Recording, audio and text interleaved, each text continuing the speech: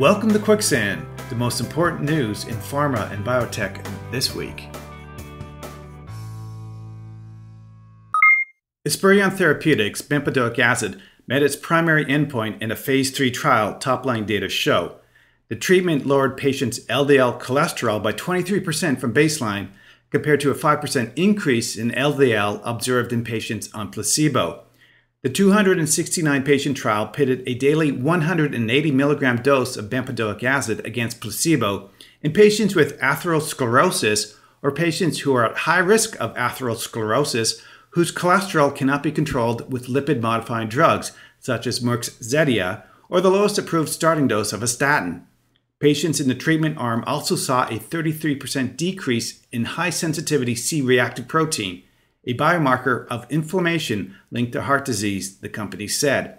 While 2 patients in the treatment arm had elevations in liver function tests, there were no difference in adverse events across the treatment and placebo groups. The new data comes 7 months after Esperion reported that a combination of bempedoic acid with the active ingredients in Merck's Zetia and Pfizer's Lipitor lowered LDL by 64%, outperforming results achieved by a Zetia-Lipitor pairing in other studies. This prompted the company to move up its timeline by 3 months and now expects to file NDAs for bempedoic acid as a monotherapy and as a combination with Zetia in the first quarter of 2019. Pfizer has been slowly but surely backing out of its $635 million armed antibody tech deal with CytomX in the last few months. And during the posted biotech's financials, the pharma giant ended the doomed pact. In 2013, Pfizer teamed up with the South San Francisco-based CytomX Therapeutics on a discovery program, putting the biotech's R&D platform to work on finding some next-generation antibody-drug conjugates for cancer targets. CytomX got just $25 million in near-term payments and research support, but with a promise of up to $610 million more in payments from back-ended sales and regulatory milestones, along with a royalty stream on any approved therapies. Fast forward 5 years, and things have not gone to plan. The original pact included the selection of up to 4 targets in cancer. The first of these was targeting EGFR mutations, but Pfizer's pulled out of this, giving certain rights back to CytomX. The programs against the second and third targets were then called during the first quarter, coming after it had previously declined its option to select a 4th target in the collaboration, according to the biotech. Now, buried within its financials, CytomX says it has received notification of Pfizer's intent to terminate the company's research collaboration, option, and license agreement altogether, and comes after none of the programs from this pact ever reached the clinical candidate stage. The European Council has downplayed the likelihood of the United Kingdom staying in the regional regulatory network after Brexit. British Prime Minister Theresa May talked up the mutual benefits of the UK becoming an associate member of the European Medicines Agency, only for the Council to dismiss the idea. May won strong support from the biopharma industry by calling for the UK to continue paying into and taking its lead from EMA. However, the EU's willingness to countenance the model was quickly called into question.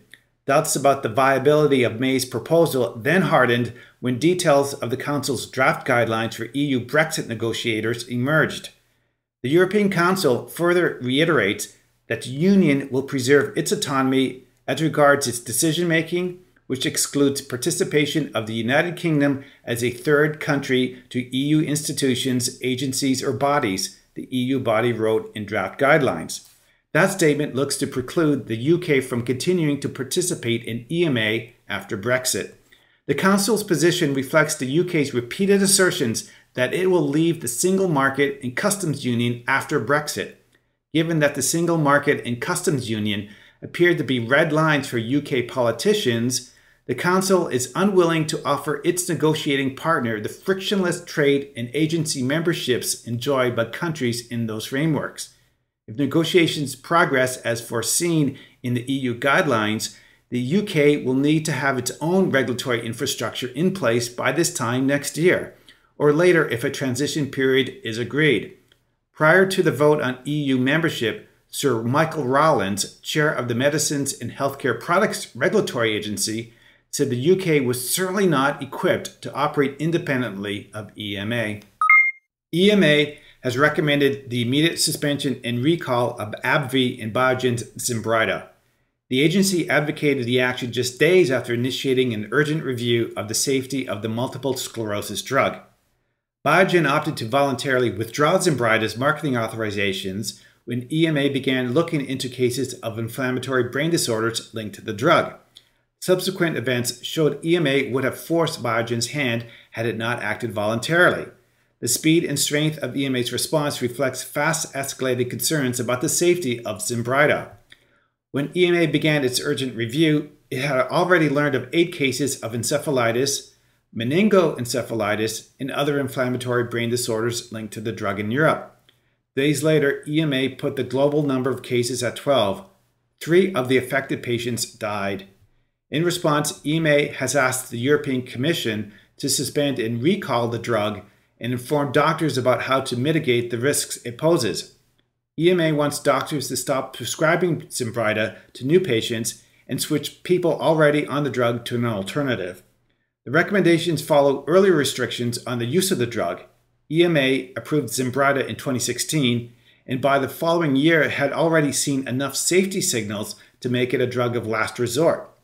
Those safety signals related to the effects of Zimbrida on the liver. Having concluded its urgent review, EMA will now carry out a more detailed assessment of the risks of Zimbrida.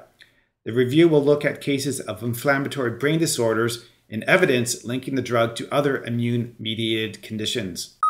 Regulatory problems are piling up for the sterile manufacturing operations of India's Aurobindo, which has had another plant cited by the FDA. The drug maker, in a filing, acknowledged that an FDA inspection last month at its sterile formulations plant in Hyderabad ended with a Form 483 listing 9 observations. The company said that it was working to resolve the issues and that none of the observations related to data integrity and none were repeats. But among other problems, the plant was cited for issues that the FDA said could lead to product contamination. The FDA noted the plant was not cleaning equipment regularly, and an inspector also found signs of vermin, including rodents and insects, in buildings used for manufacturing, packaging, and storage. Aurobindo last year received a Form 483 for another sterile manufacturing plant in nearby Bachupally. Those 6 observations also include problems in procedures that are supposed to prevent microbiological contamination of sterile products.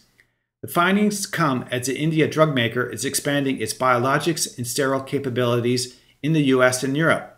Last year, it acquired 4 biosimilar products from FISP Switzerland-based TL Biopharmaceutical and said it was building a manufacturing plant to support the production of those and 8 others it has under development. The company also has several projects going on in the US. It had already broken ground on a 500,000 square foot sterile manufacturing facility at its site in New Jersey that would employ up to 500, when last year it announced plans to build a second sterile injectables plant at the site. Thank you for listening to Quicksand, episode 21, March 12, 2018.